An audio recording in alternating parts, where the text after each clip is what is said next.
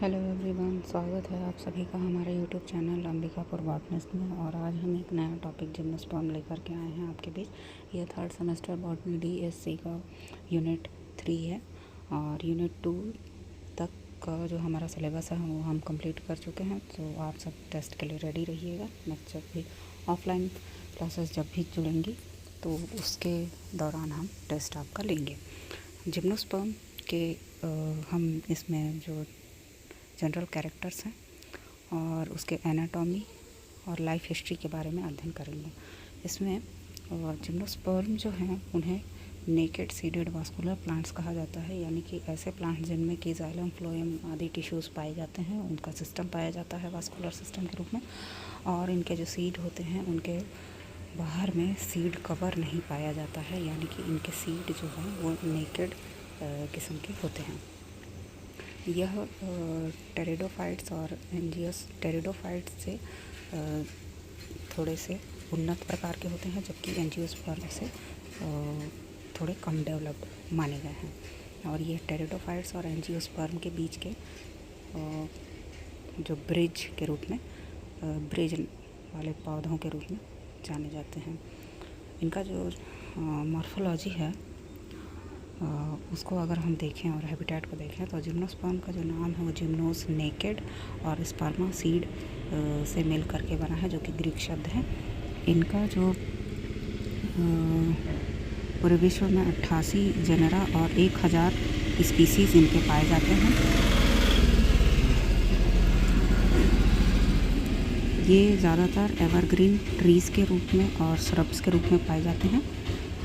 और इनका ये बोरियल बायोम फॉरेस्ट में इन्हें सबसे ज़्यादा देखा जाता है और इनका अडेप्टेशन ज़ेरोफाइटिक या फिर मरुस्थलीय प्रकार का होता है। टैक्सोनॉमी देखें तो इनमें 4 लिविंग डिविजन्स है। साइकेडोफाइटा, जिसमें पाम लाइक साइकस वगैरह हैं। फिर पाइनोफाइटा, कॉनिफेरोफाइटा भी कहते हैं, उनमें कॉनिफर्स, सेड्रस और पाइनस आते हैं। गिंकोफाइटा, इसमें इसको लिविंग फॉसिल भी कहते हैं, गिंको बाइलोवा इसके अंतर्गत आता है। नीटोफाइटा, इसके अंतर्गत नीटम, इफेड्रा, वेल्विशिया वगैरह आते हैं, जो कि एडवांस प्रकार के जिम्नोस्पर्म कहलाते हैं। इनके साइलेंट फीचर देखें तो इनमें नेकेड ओव्यूल्स पाए जाते हैं और सीड्स भी इनके नेकेड होते हैं।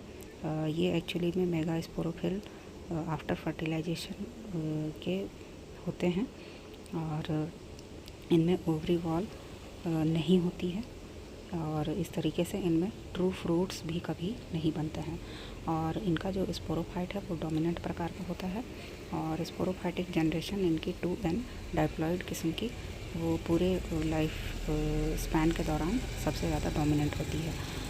इनमें रूट जो है टैप रूट प्रकार का पाया जाता है। स्टेम इनका सीधा होता है और फोलिएज लीव्स इनमें पाए जाते हैं। वास्कुलर सिस्टम इनमें जाइलम टिश्यूज़ में इनमें ट्रैचिड्स की अधिकता देखी गई है, जिनमें कि बॉर्डर्ड पिट्स पाए जाते हैं। वेसल्स इनमें नहीं पाए जाते हैं। डिटेल्स के मेंबर्स में वेसल्स प्रेजेंट होते हैं, जबकि और फ्लोएम में कंपेनियन सेल्स पाए जाते हैं और सीव सेल्स और अल्ब्यूमिनस सेल्स प्रेजेंट होते हैं। हेटेरोस्पोरस प्रकार का रिप्रोडक्शन इनमें देखा जाता है। माइक्रोस्पोर मेल गैमेट है और मेगास्पोर फीमेल गैमेट कहलाते हैं। इनमें जो डिस्टिंक्ट प्रकार के स्ट्रोबिलाई या कोन्स बनते हैं, जो कि मेल और फीमेल कोन अलग अलग होते हैं। गैमेटोफाइट जो है रेड्यूस होकर के रेड्यूस प्रकार का पाया जाता है और कम्प्लीटली स्पोरोफाइट के ऊपर डिपेंडेंट होता है। इनका जो रूट और स्टेम की एनाटॉमी है वह कुछ इस प्रकार से होती है। इनके जो रूट्स होते हैं वो सिम्बायोटिक रिलेशनशिप शो करते हैं। साइकस में हमें कोरोलाइड रूट्स देखने को मिलता है, जिनमें कि नाइट्रोजन फिक्स करने वाले साइनोबैक्टीरिया, नॉस्टॉक एनाबिना वगैरह निवास करते हैं। और पाइनस के रूट में भी हमको एक्टोमाइकोरिजा के फंगल मेंबर्स जो हैं इसमें निवासरत मिल जाते हैं, जो कि मिनरल एब्जॉर्प्शन और न्यूट्रिशन और मॉइस्चर के लिए एक दूसरे को सहायता करते हैं। इनमें जो वुड टाइप पाया जाता है वो मैनोजेलिक प्रकार का वुड होता है, जो कि सॉफ्ट, नरम और लूज़ प्रकार का वुड होता है, जिसमें कि पैरेन्काइमा टिश्यूज़ की अधिकता पाई जाती है और वास्कुलर रेज इसमें चौड़े प्रकार के होते हैं। ये इस प्रकार की जो लकड़ी है वह साइकस में देखी जाती है। पिक्नोजेलिक प्रकार का लकड़ी या वुड भी इनमें पाया जाता है। यह कॉम्पैक्ट डेंस प्रकार का वुड होता है और काफ़ी मजबूत होता है।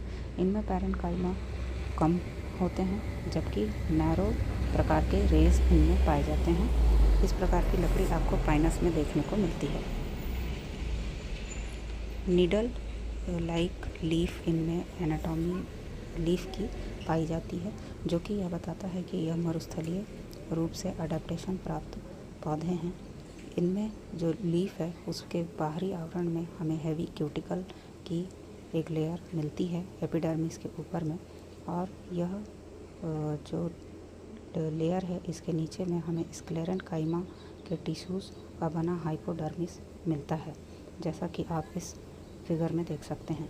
संकन स्टोमेटा इसके एपिडर्मिस में पाए जाते हैं और यह इसके भीतर धंसे हुए आपको मिल जाएंगे। इसके बॉटम में आप देख सकते हैं एंड एपिडर्मिस के नीचे आपको संकन स्टोमेटा दिख रहा होगा, जो कि गड्ढे के समान एक आकृति आपको मिल जाएगी, जो कि रेस्पिरेशन ट्रांसपिरेशन में इनको सहायता करते हैं। इनमें पैरेन्काइमा का बना हुआ मेसोफिल सेल का पूरा स्ट्रक्चर मिलता है, जो फोटोसिंथेसिस करने में सहायता करता है। इसमें रेजिन डक्ट्स भी पाए जाते हैं, जिनसे रेजिन का स्त्राव होता है।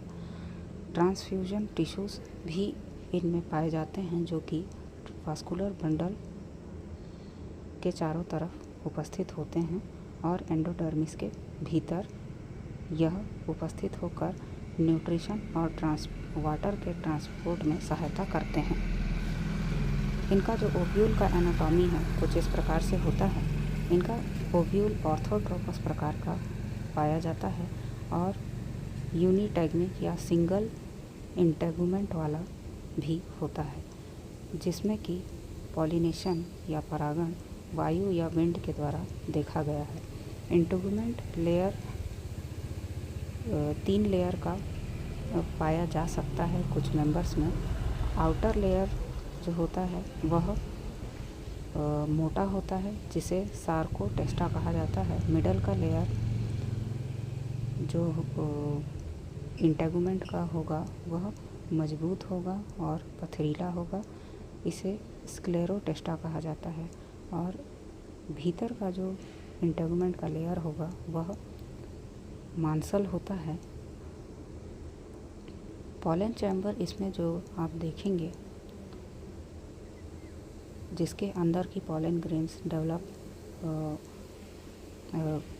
कलेक्ट होते हैं, वह न्यूसेलर एपेक्स उसमें एक छोटा छिद्र पाया जाता है, जिसके थ्रू इसमें पॉलन ग्रेन्स जो हैं इकट्ठे किए जाते हैं। फीमेल गैमेटोफाइट एंडोस्पर्म कहलाता है और यह हैप्लॉइड टिश्यू एन प्रकार के सेल्स से बना होता है और फर्टिलाइजेशन के पहले की स्थिति एन प्रकार की होती है। फर्टिलाइजेशन के बाद यह 2n प्रकार के सेल्स से बना हुआ पूरा female sex organ archegonia develop करता है। आर्किगोनियम के भीतर सिंपल नेक और लार्ज साइज़ का एक एग सेल प्रेजेंट होता है और इसमें नेक कैनाल सेल उपस्थित नहीं होते हैं। लाइफ साइकिल अगर हम इसकी जिम्नोस्पर्म की अगर हम देखते हैं तो जिम्नोस्पर्म का alternation of generation sporophyte 2n meiosis spore haploid प्रकार के और गैमेटोफाइट n हैप्लॉइड प्रकार के से मिल करके कंप्लीट होता है। जैसा कि आप इस फिगर में देख सकते हैं कि मैच्योर स्पोरोफाइट में ओव्यूल या फिर पॉलन ग्रेन्स प्रोड्यूस करने वाले जो अंग हैं वो बनते हैं माइक्रोस्पोरेंजिया या मेगास्पोरेंजिया, और इसी में इसके माइक्रोस्पोर या फिर मेगास्पोर डेवलप होते हैं।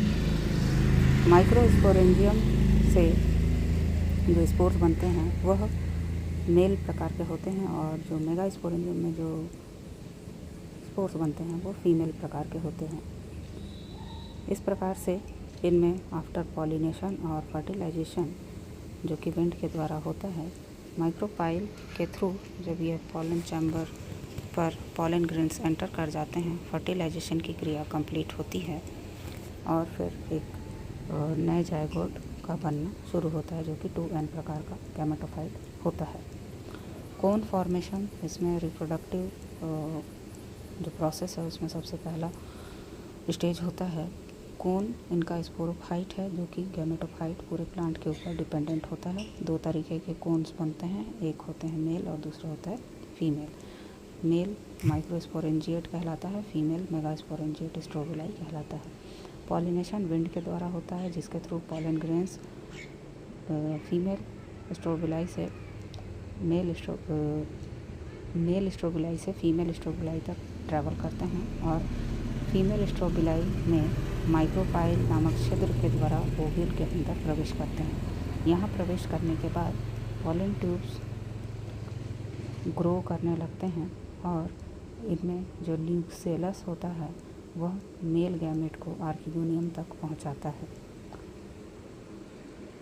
आफ्टर फर्टिलाइजेशन सीड का डेवलपमेंट देखने को मिलता है जिसमें जाइगोट 2n प्रकार का